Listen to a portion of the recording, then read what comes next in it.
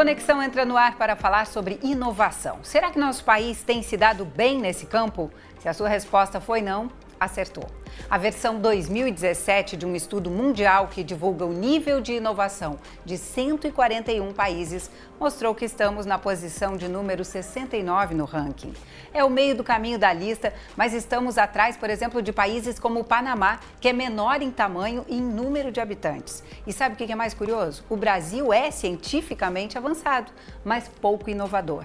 Nós vamos conversar então com o José Carlos Pinto para entender melhor por que isso acontece, né? José Carlos, obrigada por ter tirado esse tempinho aí para nos explicar melhor isso. Como é que a gente chegou nessa posição? Como é que a gente tem estado aí tão mal nesse ranking? Inicialmente, quero agradecer o convite para estar aqui com vocês hoje no canal Futura para conversar sobre inovação e dizer que eu fico muito honrado com esse convite. De fato, o Brasil ele vai bem na maior parte dos rankings mundiais que avaliam a produção científica e de pesquisa. E de uma certa maneira, isso reflete os investimentos que foram feitos nos últimos anos na instalação de grandes laboratórios e na formação de pessoas. Mas o Brasil vem sempre muito mal nos rankings de inovação. Se a gente entender que a inovação exatamente a ponta em que a tecnologia se transforma em produtos e bens para benefício da sociedade, isso significa que, de alguma maneira, esse conhecimento e essa tecnologia, essa pesquisa desenvolvida nos laboratórios, não está chegando ao mercado para favorecer a sociedade brasileira. Agora, na sua opinião, o que a gente precisa avançar, né, para ser considerado um país inovador? Quer dizer, daqui para frente a gente está vivendo uma crise econômica e política, né? E isso deve afetar diretamente os recursos, os investimentos, né? Mas a gente precisa ter esse foco, né? É verdade. Eu diria que a gente tem que trabalhar essencialmente em dois pontos que eu considero muito relevantes.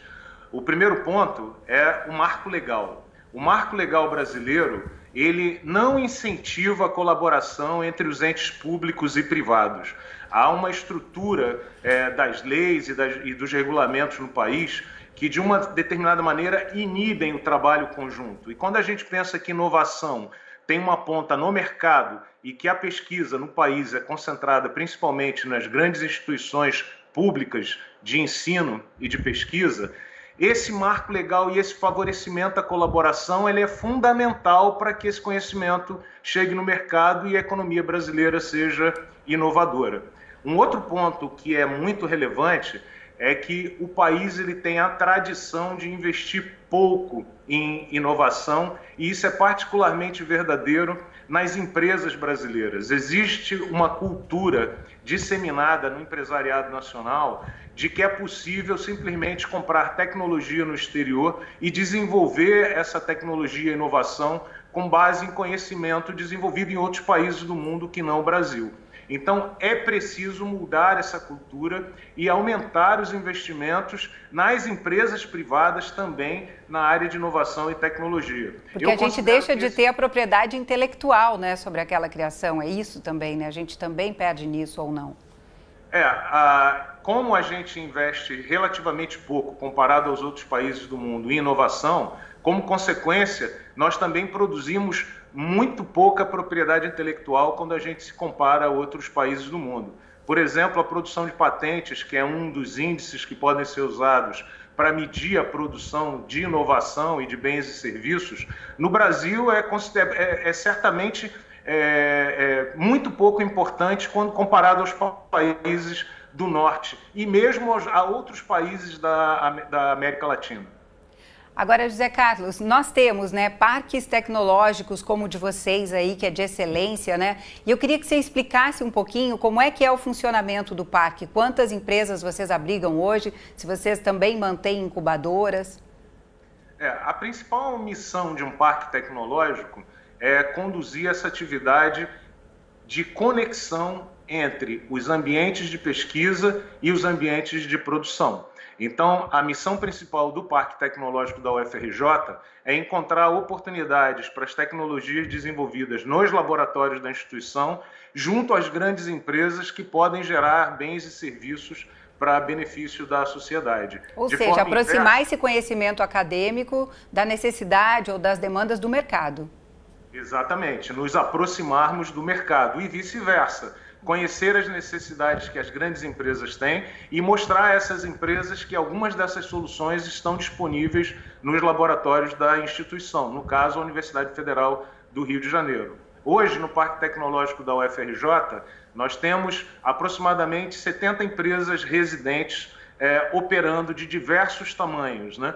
Existem da ordem de 15 grandes empresas que têm grandes centros de pesquisa aqui no parque, mas existe da ordem de umas 50 pequenas e médias empresas que trabalham com tecnologias e que são fundamentais para compor o portfólio de trabalhos e de inovação, tanto da instituição quanto das necessidades do país. É importante perceber que no mundo todo, hoje, as grandes modificações elas são construídas nas chamadas startups, que são pequenas empresas que nascem das tecnologias geradas nos laboratórios dos centros de pesquisa e que são apoiadas e fomentadas para construir novas soluções. Mesmo as grandes empresas, hoje, muitas delas praticam políticas de inovação aberta, em que elas fomentam as startups, as pequenas e médias empresas, para que essas pequenas e médias empresas desenvolvam as tecnologias que as grandes empresas vão vir eventualmente a adotar no futuro. Então nós procuramos ter um mix entre as grandes, as pequenas e as médias empresas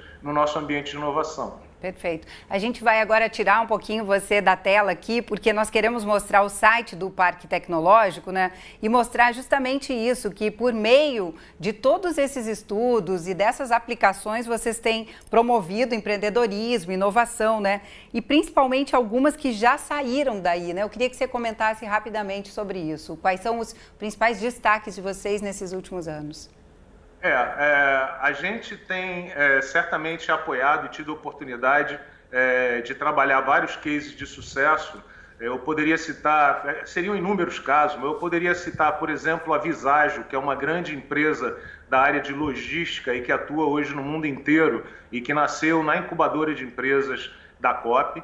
E a gente poderia citar, por exemplo, as tecnologias para exploração submarina de petróleo, que são fundamentais para a região do pré-sal e que são desenvolvidas na Tecnip FMC, que é uma grande empresa situada aqui no Parque Tecnológico. Tá. Alguns cases de sucesso, por exemplo, aparecem em áreas inesperadas. A gente gosta muito do exemplo da GE, que em colaboração com o Comitê Olímpico Brasileiro conseguiu desenvolver soluções tecnológicas para aprimoramento do desempenho da equipe de canoagem do Brasil. E para quem acompanhou as últimas Olimpíadas no Rio de Janeiro, certamente pôde observar o bom desempenho das equipes de canoagem no país. Sim. Dentre as pequenas empresas, também eu poderia citar vários casos. Medalha de prata. Mas a ForBrain é uma empresa que trabalha com tecnologias cognitivas e de inteligência artificial e de análise de dados à distância e que tem também obtido muito sucesso no mercado para diferentes aplicações. Perfeito. José Carlos Pinto, muito obrigada, parabéns pelo trabalho que vocês vêm desenvolvendo aí, viu? O Brasil precisa demais disso, né? Eu agradeço muito sinceramente a oportunidade e eu só queria enfatizar a sua última frase. De fato, o Brasil precisa de mais disso. A gente precisa de bons exemplos, mas a gente precisa de massificação desse movimento empreendedor e inovador para o bem da sociedade brasileira. Muito bom. E para que a gente se mantenha aqui, né? Não vá todo mundo morar fora, porque aí a gente precisa manter o Brasil vivo, né? Isso que a gente quer também. Bom, você aí, se quiser rever essa nossa conversa ou indicar para alguém, ela está disponível lá no futuraplay.org. Até a próxima.